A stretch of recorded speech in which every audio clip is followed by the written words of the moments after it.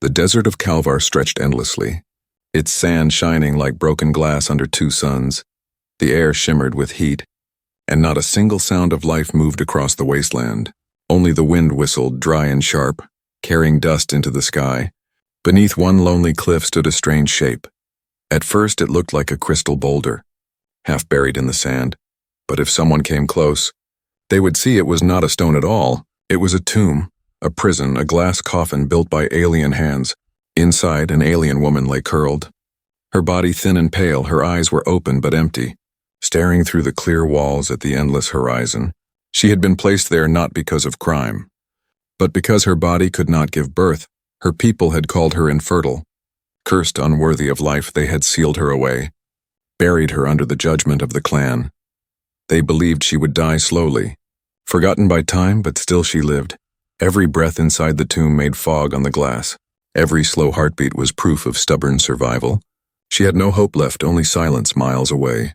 A human explorer walked the desert. His name was Daniel. He was not from this world, but had come to study its ruins. He had heard whispers of cruel traditions among the alien clans, but he had never believed they could be so harsh. His boots sank in the sand as he scanned the horizon with his visor. A faint shimmer caught his attention, something unnatural against the dunes. He climbed the ridge, wiping sweat from his forehead. When he reached the crystal shape, his breath stopped. He saw a face pressed weakly against the glass. Eyes dull, lips dry, skin almost glowing under the alien light. For a moment he thought it was a statue. But then, her eyelids blinked, slow and painful. Daniel froze. His heart pounded. "Dear God," he whispered. His own reflection stared back at him from the tomb, and behind it the alien woman looked like a ghost. Yet she was alive. He pressed his palm against the glass. She flinched as if expecting pain. Her thin hand rose weakly and touched the same spot from inside.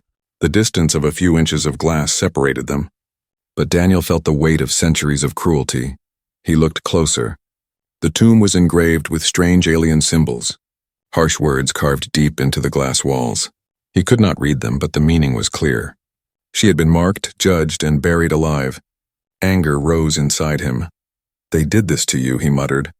He circled the tomb, searching for a lock, a seal, any weakness. The woman's lips moved soundlessly. Her throat was too dry for voice, yet her eyes begged for something more than death. Daniel dropped his pack and pulled out his tools.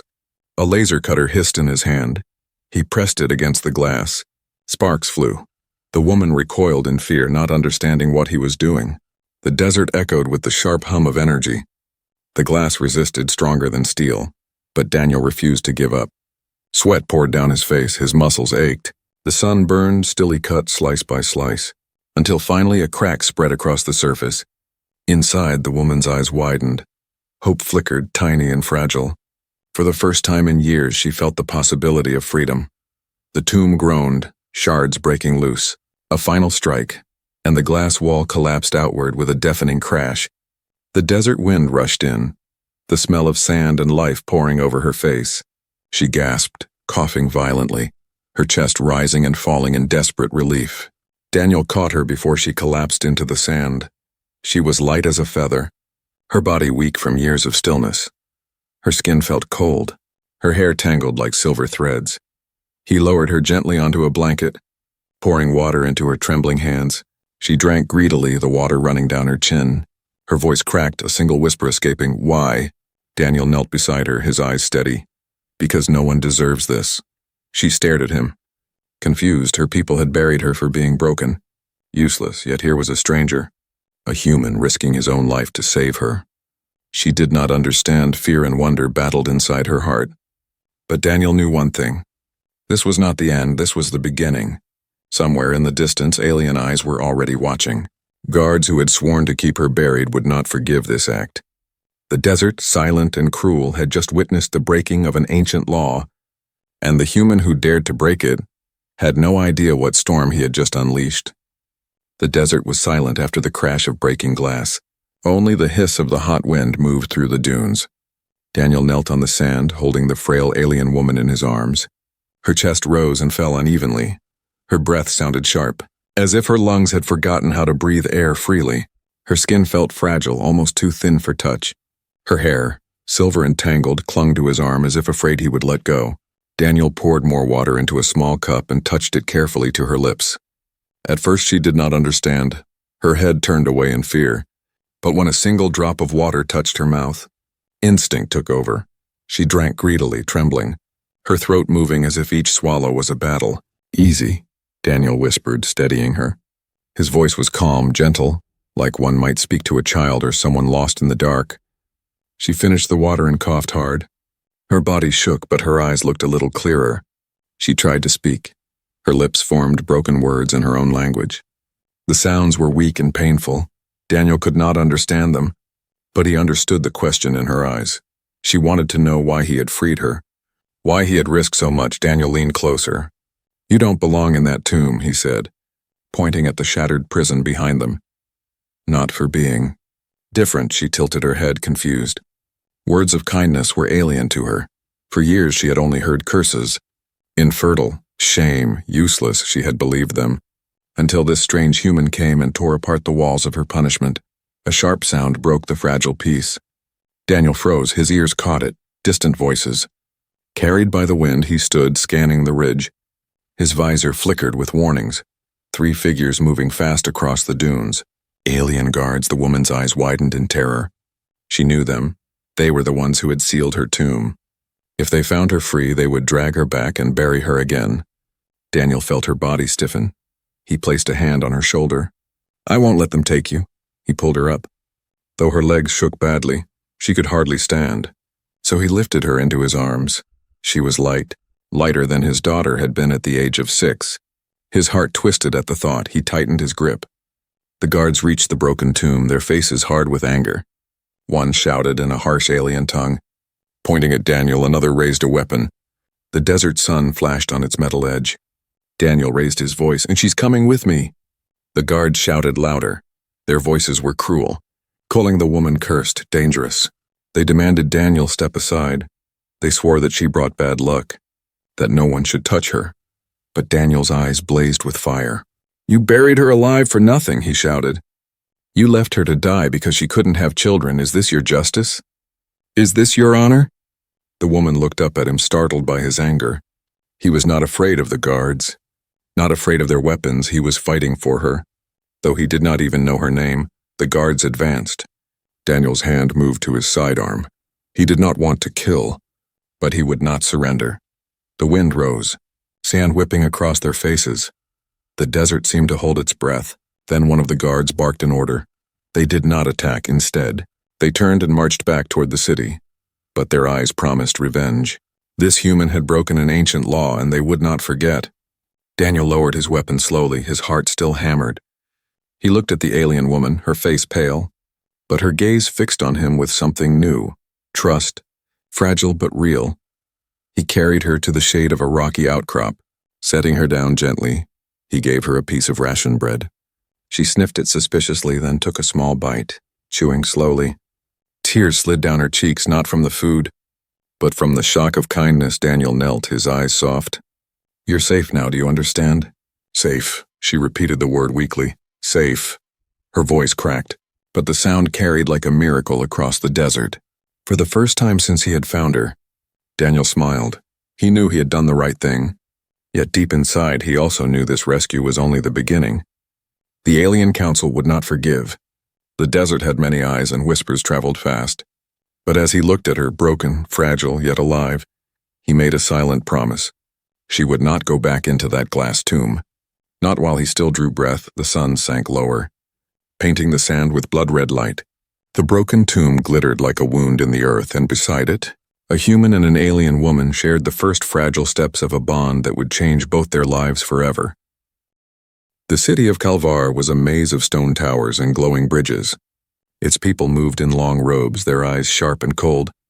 They lived by rules older than memory, and one of those rules was simple. Those who could not give children had no worth. When the guards returned with news of the broken tomb, the council gathered in the Hall of Judgment. The chamber was wide, its ceiling covered in silver carvings of past rulers. The air was heavy with incense and anger. 12 elders sat in a circle, their faces lined with pride and cruelty. "The human has interfered," one guard said, kneeling, his voice shook with fear. "He destroyed the sacred glass and stole the cursed one. The chamber erupted, voices rose like thunder. Blasphemy! He has broken our law. No outsider may touch our shame. The eldest counselor slammed his staff on the floor. Silence fell, his eyes glowed under the torchlight. The tomb is sacred, he hissed. To break it is to spit on our history. The human must answer for this. But another elder leaned forward, her voice sharp. Why would a human risk himself for her?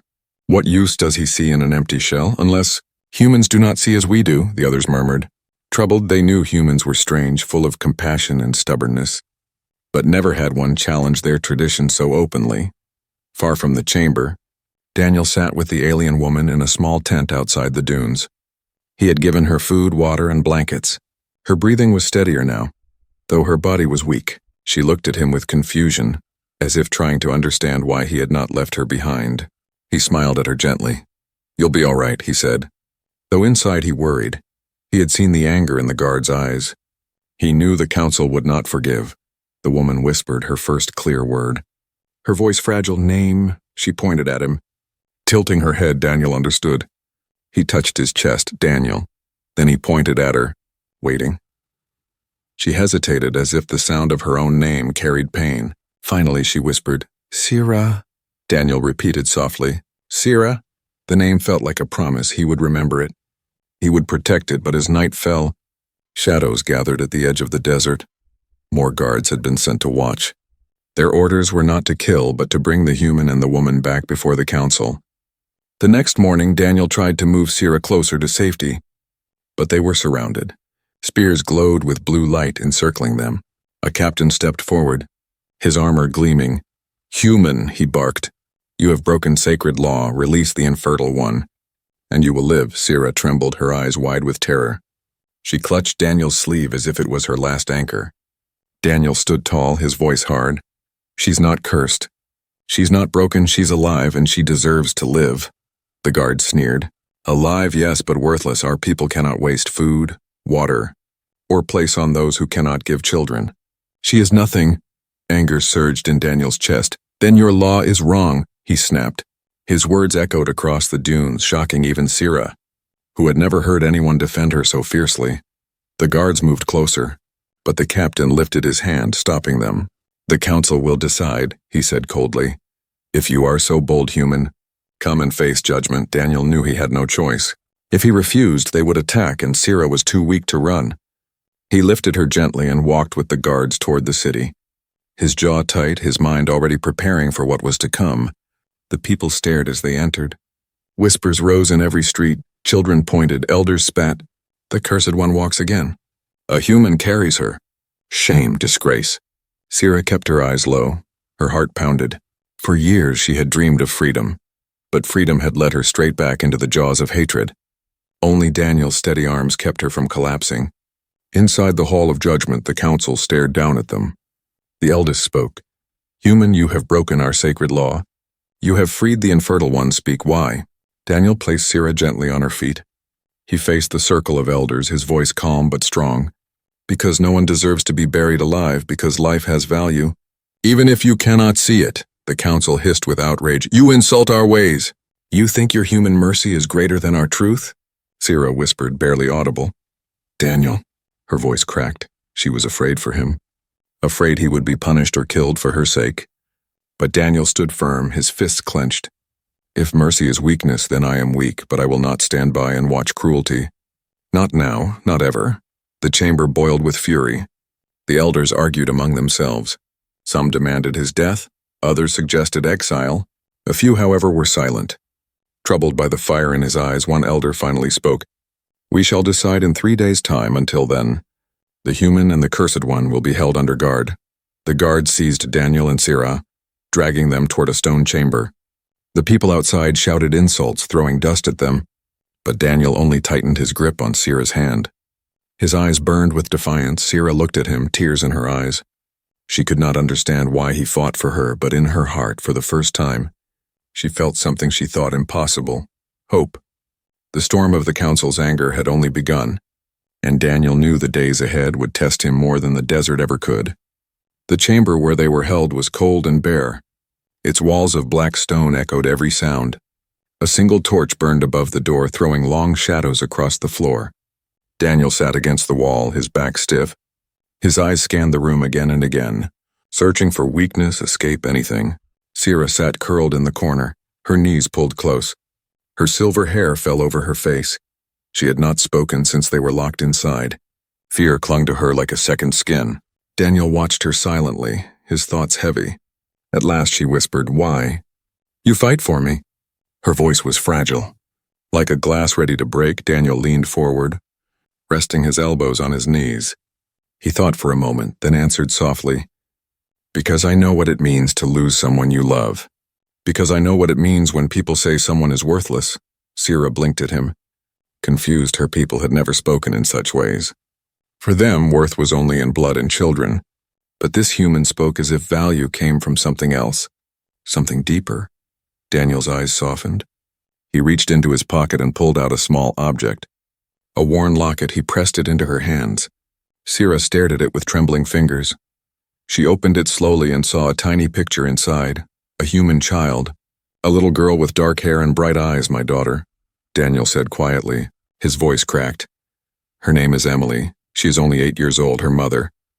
My wife passed away 2 years ago. Since then, I've raised her alone." Sierra's eyes widened. She touched the picture as if afraid it might vanish. "Emily," she whispered the name carefully. Daniel nodded.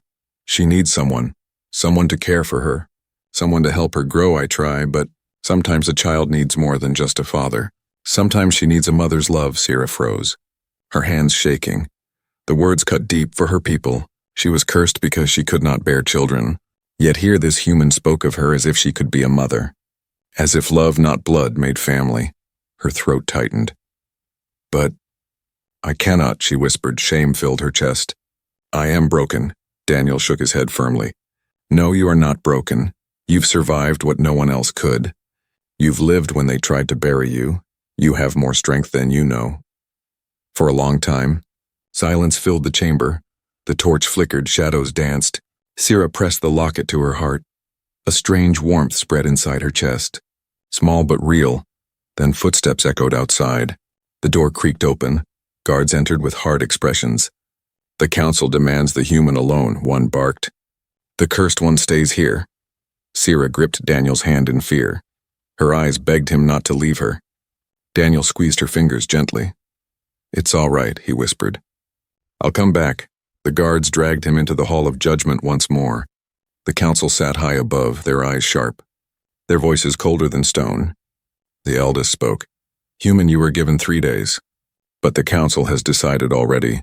The infertile one must return to her tomb. You may leave this world unharmed if you release her." Daniel's jaw tightened. His hands curled into fists. "No," he said firmly. "I will not abandon her. She is no curse." "She is life," the elders hissed, outraged. "You dare defy us again?" Daniel raised his voice strong enough to echo through the chamber. "Yes, and I will tell you why, because of my daughter." The council stilled, curious despite themselves. Daniel stepped forward, his voice steady. "My daughter lost her mother. She cries at night, asking why she cannot have someone to hold her. She needs someone to guide her, someone to comfort her. I cannot give her everything she needs alone." He pointed toward the prison chamber where Sierra waited. "That woman you call cursed, she could be what my daughter needs.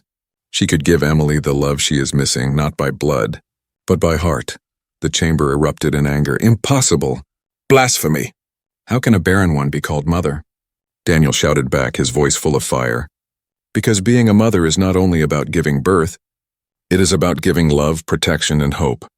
And she has all of those inside her, even if you refuse to see it." His words echoed against the walls like thunder. Even the guards shifted uneasily. The council glared. But for a moment their voices fell silent. They had never heard such defiance, never seen such passion. Back in the chamber, Sierra sat alone. Her hand still clutched the locket. She could not hear his words, but her heart felt them. She imagined a little girl with bright eyes, calling her name, smiling without fear. The thought made her chest ache, yet also glow. When Daniel returned, his face was tired but strong. Sierra looked at him quickly, searching his eyes. He sat beside her and whispered, "I told them about Emily. I told them you could be her mother." Sierra's breath caught. She pressed her hand to her lips, her heart raced. No one had ever spoken such words to her. No one had ever given her such a place. Tears slid down her cheeks, she whispered, "Mother," tasting the word as if it were forbidden, but this time it did not feel like shame.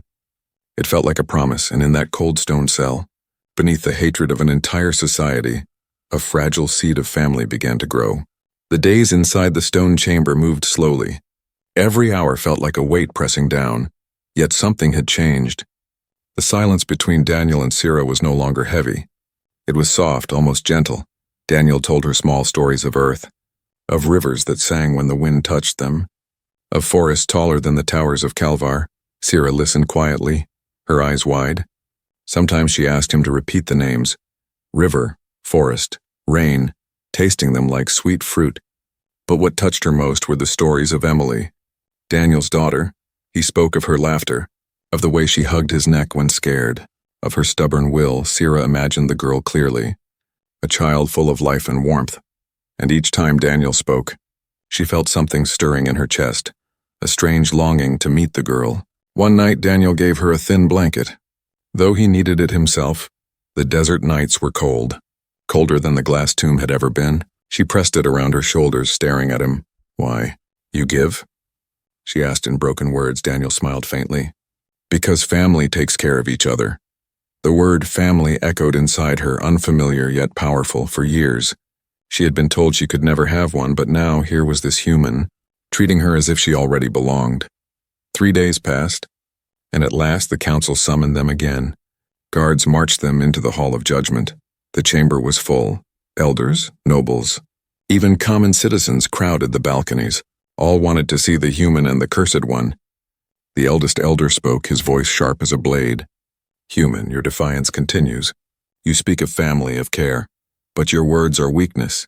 Our people thrive because we cut away the useless." Daniel lifted his head.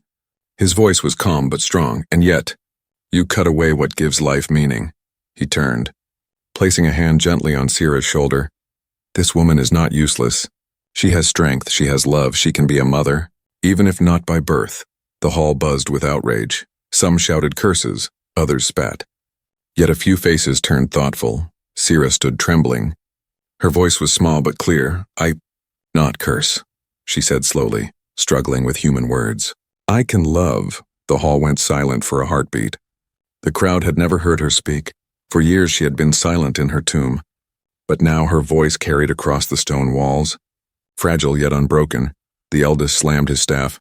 "Enough. She will return to her tomb and the human will be cast out. This is final." Gasps filled the chamber. Sierra's heart sank. Her body shook, but then a cry rang out from the crowd. A young alien mother holding a child stood from the balcony. Her voice trembled but carried strong. "Elders, how can you call her worthless? Look at her eyes. She still lives, she still feels. Would you bury me if I could not bear another child?" Murmurs spread. Doubt flickered. The council looked uneasy. Their perfect wall of authority cracked for the first time. The eldest glared. "Silence. You forget your place." But the whisper of the crowd grew louder. Daniel seized the moment, his voice cut through the noise. "You see? Even your own people begin to question. You fear change, but change is already here. You can bury her again, but you cannot bury the truth forever." The elders, trapped between fury and fear, waved their hands. "Take them away. We will decide later." Dragged back to the chamber, Sierra collapsed onto the floor. Her body shook with sobs. She pressed her hands over her face. "They send me back." Daniel knelt beside her, lifting her chin, his eyes steady. "No, Sierra. Not while I'm alive. You are family now, mine and Emily's. They can't take that away." Her tears slowed. She searched his face for any sign of doubt, but found only fire. Slowly, she whispered, "Family." The word was soft, but it wrapped around her heart like warmth. That night, Sierra dreamed of holding Emily's small hand, of hearing the girl's laughter echoing through halls that were not prisons but homes. For the first time in years, her dreams were not filled with glass walls but with hope. Yet beyond the walls of the prison, anger brewed.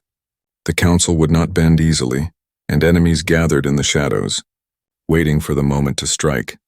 But within that cold chamber, something unshakable had already formed.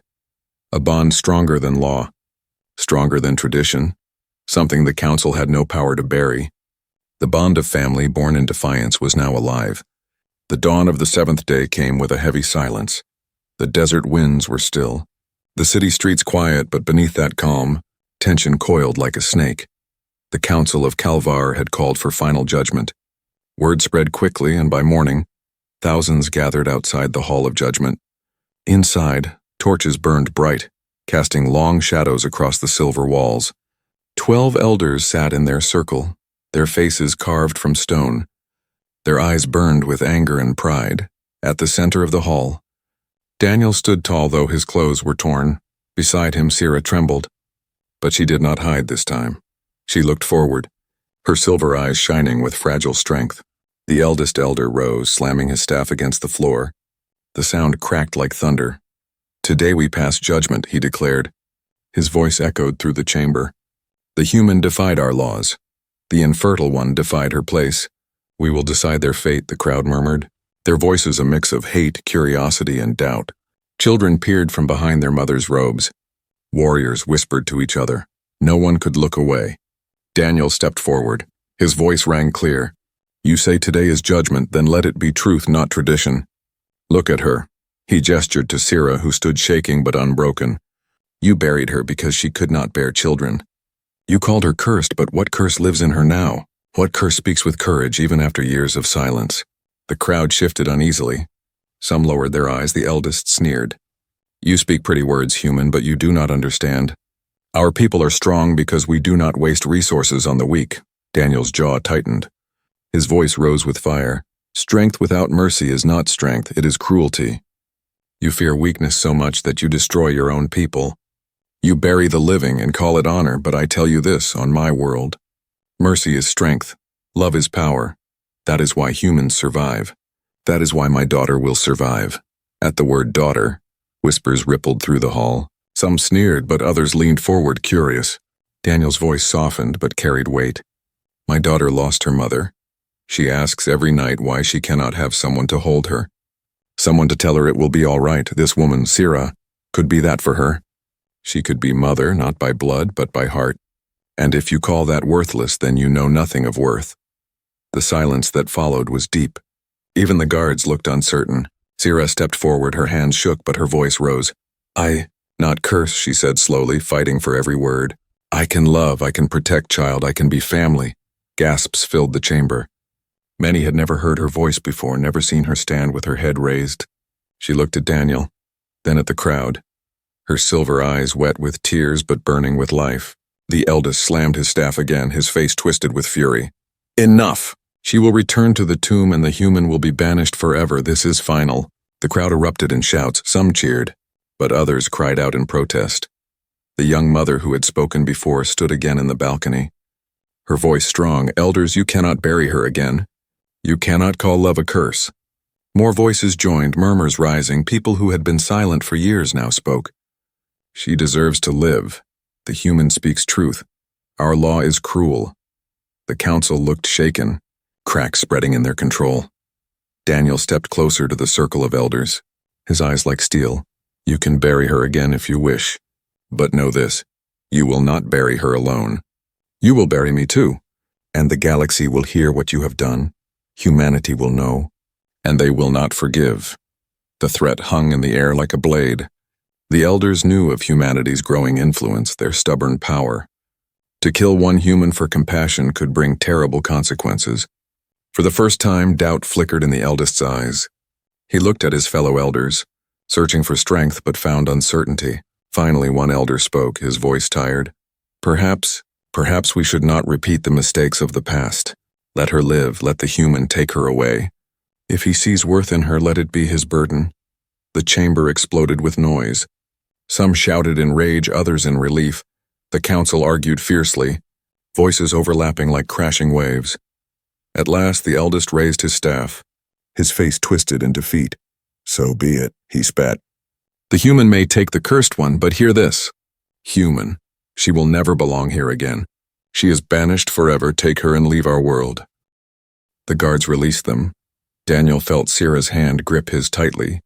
Her whole body shook, not with fear but with overwhelming relief. She looked at him with tears streaming down her face. Her lips formed a single word, "Free." Daniel's chest tightened. He squeezed her hand, whispering, "Yes, free, and soon, home." As they stepped out of the hall, the crowd parted. Some spat curses, but others looked with quiet respect. A few even bowed their heads. As if ashamed of what had been done, the desert sun greeted them, bright and merciless, but for the first time, Sierra did not fear it. She breathed in deeply. Tasting freedom on the wind, Daniel glanced at her. "Come on, Sierra. Emily's waiting." And together, they walked out of the city, carrying with them not just defiance, but the beginning of something greater, a family born from ashes. The desert stretched behind them as Daniel and Sierra left the city of Calvar. The council's judgment still echoed in their ears, banishment and shame. But to Sierra, the word that rang louder than all others was free. For the first time in years, she walked under the open sky without walls of glass, without whispers of curse pressing down. Daniel guided her to the landing site where his ship rested. Its metal frame glowed in the twin suns. To Sierra, it looked like a beast of silver wings. Alive with promise, she stopped, her eyes wide with fear and wonder. "This fly?" she whispered. Daniel smiled. "Yes, this will take us home." The hatch opened with a soft hiss, and the smell of human life reached her. Warm air, soft lights, the faint scent of something sweet. She stepped inside slowly, her fingers brushing the walls. Every corner was strange, yet it felt safe because he was there. As the ship lifted from the sand, Sierra looked through the window. The city of Calvar shrank in the distance. The towers, the bridges, the place of her suffering, all grew small until they were nothing but dust. She pressed her hand to the glass, whispering, "Never again." The journey to Earth was long, but Daniel spoke to her each day, teaching her human words. Human ways, she learned quickly, repeating phrases with quiet determination. Sometimes she laughed softly when she got them wrong. And Daniel laughed with her for the first time. She began to feel not like a burden, but like a person. At last, the ship entered Earth's atmosphere. Sierra gasped as she saw oceans stretching endlessly, forests greener than any jewel, and cities alive with light. Her heart raced. "Beautiful," she whispered. But nothing prepared her for what came next. The ship landed in a small town. Near Daniel's home, the air was cool and fresh, the scent of rain still lingering on the ground. A little girl ran out from the doorway, her dark hair flying, her eyes wide with excitement. "Daddy!" she shouted, leaping into Daniel's arms. Daniel caught her, holding her close, his voice softened. "Emily, I'm home." Emily's bright eyes turned, and for the first time she noticed the tall, silver-haired alien woman standing shyly behind him. Sierra froze, her hands twisting nervously. She had survived councils and prisons, but this small child's gaze terrified her more than any elder's judgment. Daniel knelt, keeping Emily close. "Emily," he said gently, "this is Sierra. She's very special. She helped me, and now she's going to help us both." Emily tilted her head, studying Sierra with innocent curiosity. Then, without a word, the little girl stepped forward and held out her hand. Sierra stared at it, her chest tight. Slowly, with trembling fingers, she reached out and touched the girl's hand. Warmth flowed through her, simple and pure. Emily smiled. "Hi, Sierra, do you like stories?" "Daddy says I talk too much, but maybe you'll listen." Sierra's lips parted, a small laugh escaping her. It was the first laugh she had made in years. Her voice broke as she whispered, "Yes, stories." That night, inside Daniel's home, Sierra sat by the fire. Emily curled beside her with a blanket. The little girl chattered about her toys, her school, her dreams. Sierra listened to every word as if it were a gift. Daniel watched from the kitchen, his heart swelling with quiet relief. When Emily grew sleepy, she laid her head on Sierra's lap. The alien woman froze, her hands shaking. But Emily's trust was heavy and warm. Slowly, carefully, Sierra lowered her hand, brushing the child's hair. The girl sighed, whispering, "Good night, Mom," before falling into sleep. Tears filled Sierra's eyes. They spilled down her cheeks. She bent her head, whispering in disbelief. "Mom." The word that once cursed her now blessed her. Daniel sat beside her, his voice soft. "She chose you, Sierra, not because of what anyone says, not because of blood, but because you are love. And that's what makes a mother." Sierra could not speak.